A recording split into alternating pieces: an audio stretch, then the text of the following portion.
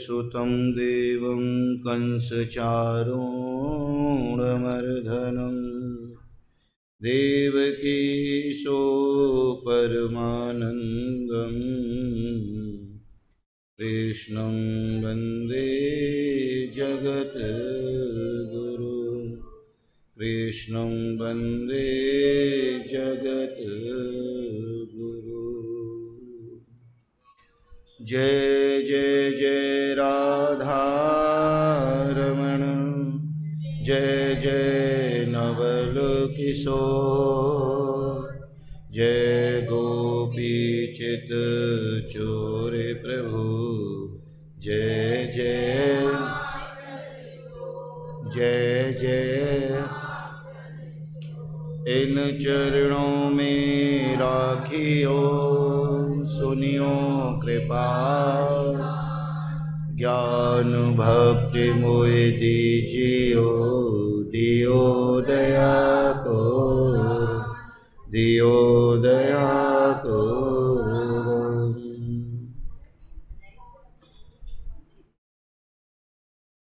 चलो सखी वादेश में, जहाँ वसे ब्रजराज, दधु बेचे दर्शन करें, सखी एक पंथ दो का, एक पंथ दो का। वृंदावन बांके बिहारी,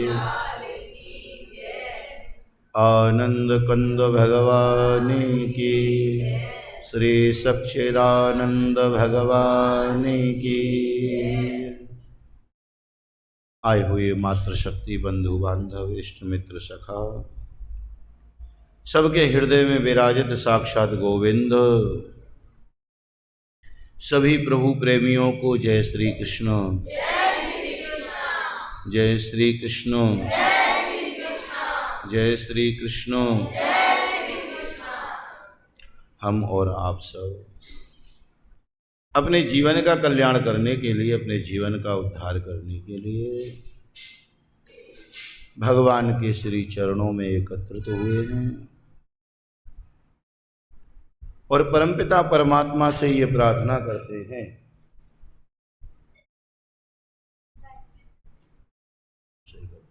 सही निकल रही है, सही घर से बस।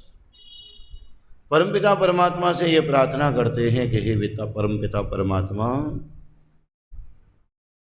हमारा जो मन है वो आपके चरणों में लगा रहे, क्योंकि संसार में मन लग जाता है और भगवान के स्वरूप हो या भगवान के दर्शन हो, इसमें हमारा मन नहीं लगता, हमारा दिमाग लगता है। जबकि मन जो है वो भगवान के चरणों में लगना चाहिए और दिमाग जो है वो दुनिया में लगना चाहिए। तो परमात्मा जो मन आपने हमारा इतना अच्छा किया है कि हम सब लोग रोज भगवान की कथा सुन रहे हैं, ऐसा ही मन रहे कि हम रोज भगवान के चरित्रों का गुणगान करते रहें। अगर कार्तिक का महीना ना हो ना, तो फिर भी घर में बैठ कर के हमें धार्मिक कोई पुस्तक हमेशा पढ़नी चाहिए, मन बड़ा अच्छा होता है उससे। तो आज महाराज पृथु जी महाराज जो है प्रश्न करते हैं नारद जी से कि नारद जी, जीवन में जो जो मैं प्रश्न आपसे करता हूँ, आप मेरे कल्याण के लिए वो क्वेश्चन में जो मेरा होता है उसका आंसर देते हो, मुझे बताते हो। आज मेरे मन में एक बात और आई है, बताओ क्या बात आई है? ये बात ये आई है प्रभु कि जो कार्तिक के जो शुक्ल पक्ष की जो अष्टमी होती है, मैंने सुना है कि भगवान ने भी उस दिन गाय का पूजन किया है। तो ऐसी उस अष्टमी में क्या विशेषता है? ऐसी उस गौ में क्या विशेषता है? ये मेरा हृदय है आपसे पूछने का। आप मेरे पर कृपा करो। हमारे जीवन में अगर कोई बिगर स्वार्थी है तो वो गुरु है। उसको कोई शिष्य से स्वार्थ नहीं होता। शिष्य अगर खूब धन कमाता है ना तो गुरु को मिलता नहीं है, पर गुरु को ये स्वार्थ है कि मेरा अगर शिष्य कहीं भी जाएगा ना, पूछेंगे कि भाई ये इतना अच्छा है, इतनी अच्छी कथा करता है, इतनी अच्छा सत्संग करता है, तो इसका शिष्य, ये किसका शिष्य है? कि ये उस गुरु का शिष्य है। बस गुरु को और कुछ नहीं चाहिए। ऐसे ही माँ बाप होते हैं। माँ बाप को भी कुछ नहीं चाहिए होता। माँ बाप को बस यही चाहिए होता है, जिस रास्ते से बच्चा निकल के जाता हो उस रास्ते में सबको प्रणाम करता हो, राधे राधे करता हो, तो लोग कहते हैं कि ये किसका बालक है? कि उसका है। अरे बड़ा संस्कारी है। ये माँ बाप को चाहिए होता है। बिना स्वार्थ की कृपा करें ये कौन? गुरु। बिना स्वार्थ की कृपा करें ये, कितने बड़े उदार, हम पर किया बड़ा उपकार। मात पिता गुरु प्रभु चरणों में, प्रणवत बारंबार, हम पर किया बड़ा उपकार। हमारे ही संस्कारों में कहीं ना कहीं कमी रहती है कि हमारे बच्चे हमारी बात नहीं मानते या बच्चे हमसे दूर रहते हैं। ये सब हमारी अपनी कमी होती है। तो महाराज आज के दिन जो है विद्वानों ने इस अष्टमी को जो बहुत पूज्य कहा है। कथा आप सब लोगों ने सुनी ही है कि जब भगवान ग्वालवाल जो है ना बने हैं, तुम्हारा जो छोटे छोटे बछड़े हैं ना, भगवान पहले उनको गौचारण के लिए लेकर के जाते हैं। तो आज भगवान के हृदय में ये विचार आया कि देखो हमने जो गौ माता है ना, इस गौ माता में जो है समस्त देवताओं का वास है, तो क्यों ना मैं एक काम करूं कि मैं इस गौ की सेवा करूं। इस गौ माँ की सेवा करने से ना मुझे समस्त देवताओं को सेवा करने का फल प्राप्त होगा, और अगर मैं सेवा करूंगा तो संसार के जो लोग हैं ना, वो भी अपने कल्याण के लिए अगर गौ सेवा करेंगे तो उनके जीवन का भी कल्याण हो जाएगा। उन्हें किसी और की सेवा करने की आवश्यकता नहीं पड़ेगी। अगर वो गौ सेवा करेंगे तो उन्हें 33 कोटि देवताओं का सेवा करने का, भोजन कराने का फल प्राप्त जो है वो गौ माँ की पूजा करने से मिल जाएगा। ऐसा आज भगवान विचार करते हैं, क्योंकि भगवान जो है ना अपनी बात किसी को बताते नहीं है। भगवान का जो प्राकट्य है वो हुआ ही इसलिए है कि मैं संसार के जितने भी लोग हैं जो धर्म से विमुख हो गए हैं, उनको सब भक्तों को मैं क्या करूं कि धर्म पर प्रेरित करूं। अब ऐसी कौन सी लीला करूं मैं कि जिस लीला को करने से ये समस्त भटके हुए मार्ग से लोग हैं ना, ये सब कहाँ आ जाएं? एक अच्छे मार्ग पर आ जाएं। तो आज प्रातःकाल भगवान जो है ना जब उठे हैं ना, तो ब्रज में क्या होता है कि ब्रजमंडल में जब महाराज रात को सोते हैं ना, तो बच्चा हो, बुजुर्ग हो, बड़ा हो, बूढ़ा हो, सब लोग काजल लगाते हैं। सब काजल लगाते हैं, कोई भी हो। ये ब्रजवासी की पहचान है कि वो काजल जरूर लगाते हैं। तो महाराज कन्हैया ने आज काजल तो आंखों में लगा ही रखा था, मैया ने लगाया ही था। और जैसे ही कन्हैया प्रातःकाल उठे हैं, अब उठते हैं ना तो तुमने देखा होगा आंखों में भी ऐसे करके करते हैं या ऐसे करते हैं। आंखें खुलती हैं तो जब ही हैं, देखो भैया। तो कन्हैया ने अपने दोनों हाथों से ऐसे करके आंखों को मसल दिया तो वो काजल फैल गया। और जब काजल फैल गया ना, तो ऐसे समझो जैसे जगन्नाथ भगवान बन गए हों।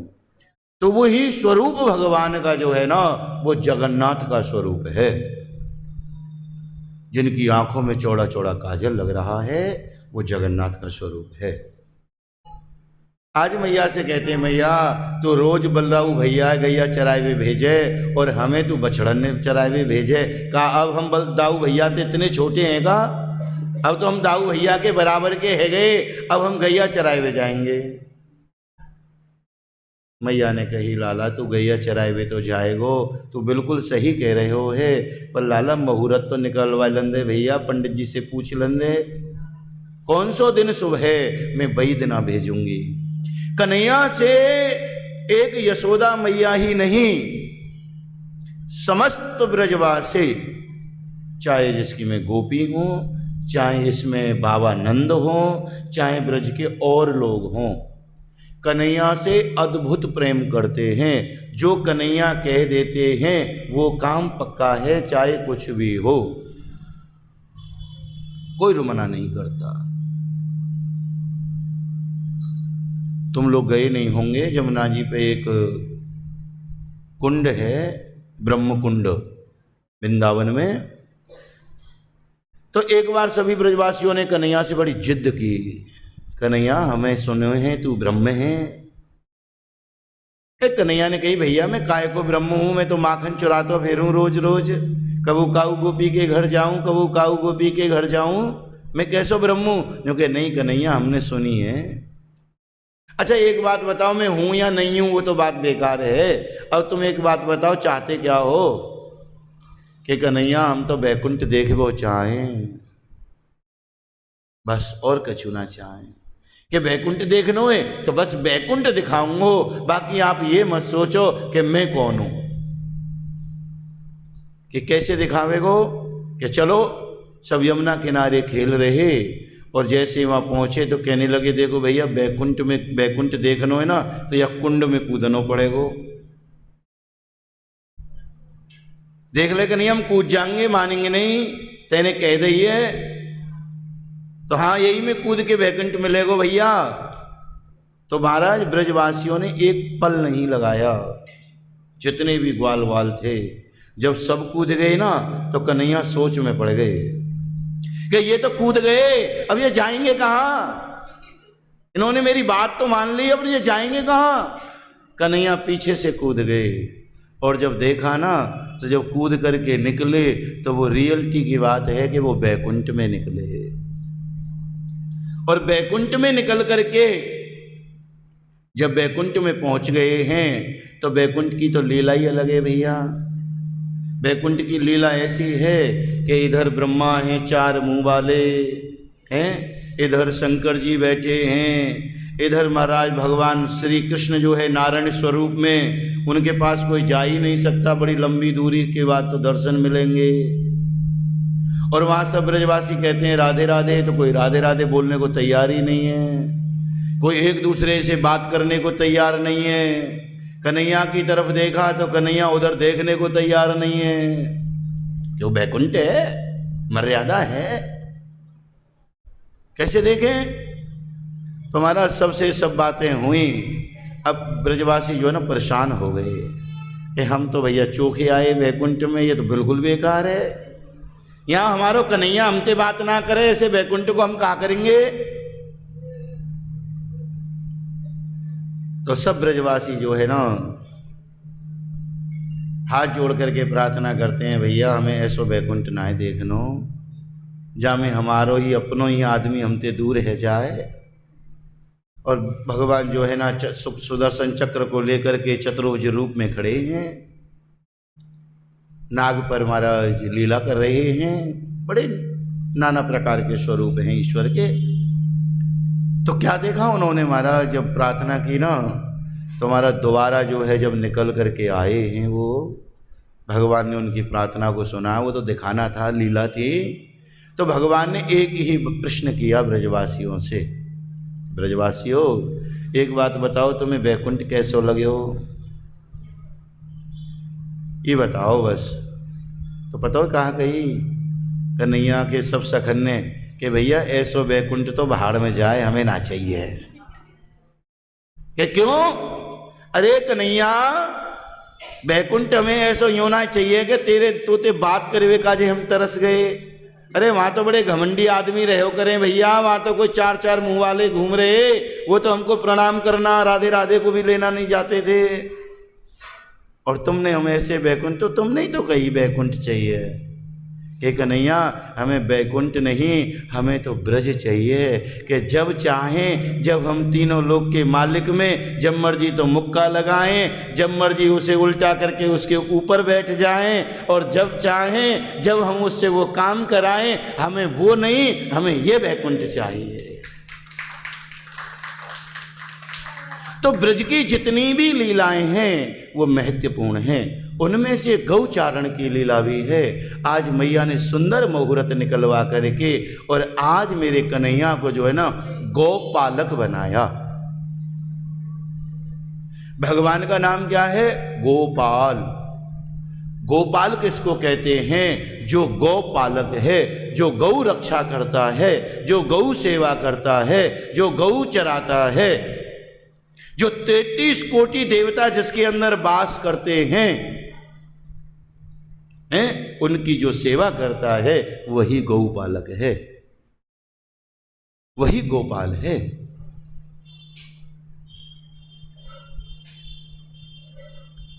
तो जैसे ही कहा कि कार्तिक मास की जो अष्टमी है ना, वो विद्वानों ने गोपाष्टमी कही है।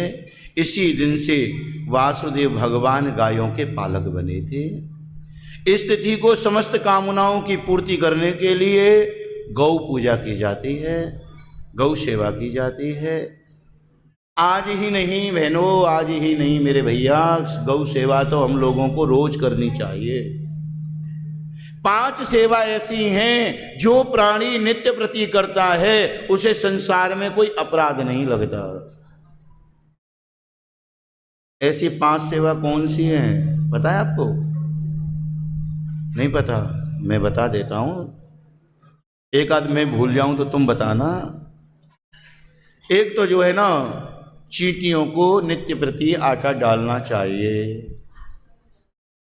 दूसरा, मछलियों को दाना डालना चाहिए। तीसरा, गौ सेवा करनी चाहिए। जय हो। इधर आओ, इधर आओ, इधर आओ कपूर साहब। अरे तुम मेरे पास आओ कपूर साहब, और इसमें हमारी किरण आंटी को भी बिठाओ, राधा रानी की। तो महाराज, मैं कह रहा था आपसे कि गौ सेवा करनी चाहिए। और तीसरी बात क्या है? अग्नि को भोजन देना चाहिए। चौथी बात है ये, अग्नि को भोजन देना चाहिए। और 5वां जो यज्ञ है, अगर हमारे द्वार पर कोई अतिथि आया है तो वो हमारे बिगर भोजन व्यवस्था के, जलपान के, वो हमारे घर से नहीं जाना चाहिए। ये 5 यज्ञ जो प्राणी नित्य प्रति करता है उसके जीवन में कभी कोई कष्ट, और जितने भी वो पाप हो गए हैं जाने अनजाने में, ऐसा नहीं है कि हमसे पाप नहीं होता। झाड़ू लगाते हैं चींटी मर जाती है, पैरों से चलते हैं चींटी पैरों के नीचे आ जाती हैं, न जाने कितने पाप हैं जो हम न चाह करके भी हमसे हो जाते हैं। तो ये उन पापों की मुक्ति के लिए अगर हम ऐसा करते हैं तो हमें कोई कष्ट नहीं होता। कार्तिक मास की अष्टमी, राधा रानी के जो राधा कुंड है ना, तुम्हारा गोवर्धन, जो राधा कुंड में स्नान करता है और राधा कुंड में स्नान करके जो कन्हैया की पूजा करता है, तो ऐसा प्राणी जो है ना वो बैकुंठ का अधिकारी होता है। अब नहाते तो हम रोज हैं, पर नहाने की भी परंपरा है। तुमने एक भजन सुना होगा, कौन सा भजन है वो? मछली क्यों न तरी या में गंगा, गंगा में या को घर है। तरे गो तो वो ही जाके हृदय में हरि है, तरे गो तो वो ही।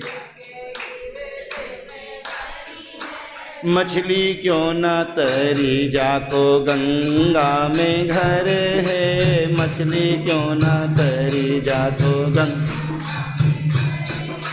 तरे गो तो वो ही जाके हृदय में हरि है, तरे गो तो वो ही जाके। तरेगा कौन? अरे भैया, जिसके हृदय में ईश्वर विद्यमान है वही तरेगा। नहीं तो मछली रोज गंगा में रहती है और गंगा में रह कर के उन कीड़ों को खाती रहती है महाराज, फिर भी उसकी बदबू नहीं जाती। तो जब गंगा में स्नान करते हो, किसी कुंड में स्नान करते हो, तो उस गंगा के हो जाओ, उस कुंड के हो जाओ। और स्नान करने की परंपरा है कि उस समय ईश्वर के नाम का जाप किया करो। क्या किया करो? जाप किया करो, मंत्र जाप होना चाहिए। कुछ नहीं बनता तो दो चार बहन इकट्ठी हो जाएं, दो चार भाई इकट्ठे हो जाए ना, तो राम राम की माला ही कर लिया करो। यही गंगा स्नान का फल है। गंगा में नहाने से वैसे फल प्राप्त नहीं होता। तो आज मेरे कन्हैया जो है गौचारण करने के लिए पहली बार जा रहे हैं। तो गौ मैया की जो है ना महाराज, बड़ा सुंदर श्रृंगार किया गया है।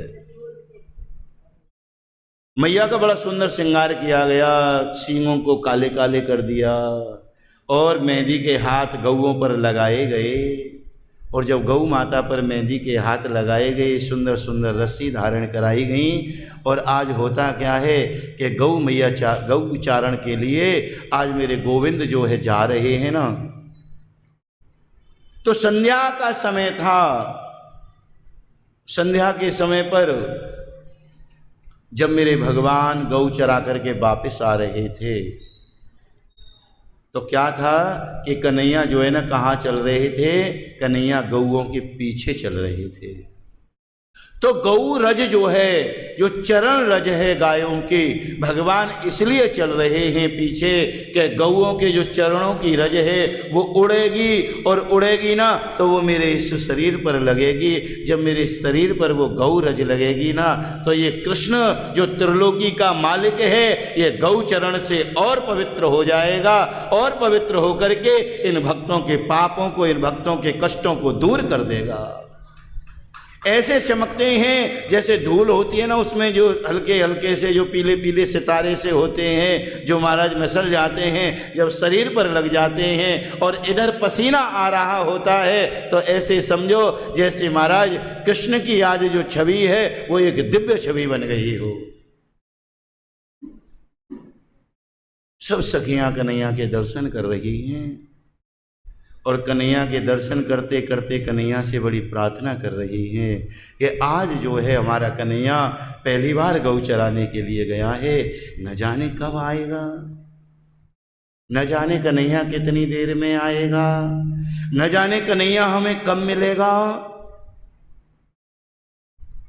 जीवन में आप याद रखो कि संसार में कोई भी हो, चाहे हम हो चाहे आप हो, संसार में कोई भी प्राणी जो है ना, जो भगवान को प्राप्त करना चाहता है, भगवान को चाहता है, वो भगवान से अद्भुत वस्तुओं की मांग करता है। तो अगर कन्हैया लौट करके नहीं आए तो समस्त गोपियों ने क्या कहा कि कन्हैया अब तो तुम लौट करके आ जाओ, हम तुम्हारे दर्शन करना चाहती हैं। कन्हैया की बड़ी प्रार्थना कर रही हैं और कह रही हैं, चलो रे सखी आज मिलेंगे भगवान, चलो रे सखी चलो रे सखी आज मिलेंगे भगवान, चलो रे सखी वाहन, चलो रे सखी आज मिलेंगे भगवान, चलो रे सखी आने चलो रे सखी आज मिलेंगे भगवान, चलो रे सखी। आगे चलत एक गंगा मिलेगी, आगे चलत एक गंगा मिलेगी, गंगा मिलेगी सखी गंगा गंगा मिलेगी सखी, वहीं करेंगे स्नान, चलो रे सखी वहीं करेंगे स्नान, चल सखी आज मिलेंगे भगवान।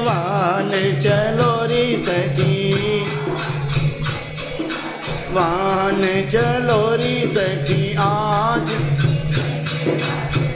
वाहन चलो री सखी आज। आगे चलत एक कन्या मिलेगी, आगे चलत एक कन्या मिलेगी सखी, कन्या मिलेगी, कन्या मिलेगी सखी। वही करेंगे कन्यादान, चलो री सखी वही करेंगे कन्या।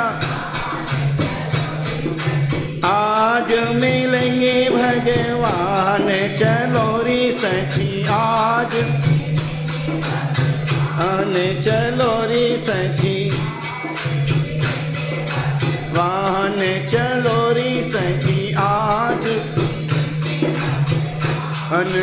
आगे चलत एक मंदिर मिलेगा, आगे चलत एक मंदिर मिलेगा सखी, मंदिर मिलेगा, मंदिर मिलेगा सखी। मंदिर मिलेगा सखी, मंदिर वहीं करेंगे पूजा दान, चलो री सखी वहीं कर। आज मिलेंगे भगवान, चलो री सखी आज। आगे चलत एक गैया मिलेगी, आगे चलत एक गैया मिलेगी सखी, गैया मिलेगी, गैया मिलेगी। वहीं करेंगे गौदान, चलो री सखी वहीं। आज मिलेंगे भगवान, चलो री सखी आज, हमें चलो री सखी आज। वृंदावन बिहारी। सब गोपी एकत्रित होकर के नंदलाला के दर्शन करने के लिए कामना जब जगाती हैं, तो लाला के जब दर्शन करती हैं ना, तो अपनी सूरती को भूल जाती हैं। तो लाला के जब पहली बार गौ चरा करके लाला आते हैं, तो खूब तो गौ पूजन करती हैं। हम सबको गौ पूजन करना चाहिए। और जिस दिन श्रवण नक्षत्र हो, श्रवण नक्षत्र में जयंती योग बनता है, और श्रवण नक्षत्र जिस दिन हो उस दिन हम गाय पूजन करें, तो आप सत्य समझना कि आपकी जो पूजा है वो श्रेष्ठ हो गई है, आपकी जो पूजा है वो गोविंद को मिल गई है, आपके जीवन का कल्याण होगा। जो हमसे बने पालक है, गुड़ है, मोदक है, चाहे जैसे जो हो, गौ पूजा करें, और गौ पूजा करके और गौ की परिक्रमा करें। हो सके तो एक लोटा जल दूर से गाय के चरणों पर डालें, दूर से डालें, कहीं ऐसा ना हो कि गाय सिंग विंग मार दे, कहीं वो तुम्हारी पूजा करे, तो इसका भी ध्यान रखना। हाँ, अब 7 परिक्रमा होनी चाहिए, पर जितनी कर सकते हो आप उतनी करना। 1 2 जो हो जाए कर लेना, कोई गिनती मत करना कि इतनी गिनती के चक्कर में कहीं वो हमारी गिनती करे, क्योंकि भीड़ भाड़ बहुत होती है। आज के दिन गऊ है वो भी परेशान हो जाती है। तो सब लोग गाय की पूजा करेंगे, बड़े प्रेम से करेंगे, बड़े भाव से करेंगे, और गौ पूजा के साथ साथ नंदलाल की पूजा करेंगे। आज समस्त ब्रज माताओं ने अपने हाथों में जो है ना सुंदर सुंदर थालियों को सजा करके, जब कन्हैया आए हैं ना गौचारण करके, सब गायों के तिलक कर रही हैं, और गायों के बाद गौ पालक जो भगवान कृष्ण हैं उसका तिलक करके और कहती हैं, कन्हैया ऐसी सेवा तू हमें नित्य प्रति देतो रहे, जाते हमारे जीवन को कल्याण होतो रहे। बांके बिहारी लाल की। श्रीमन नारायण नारायण।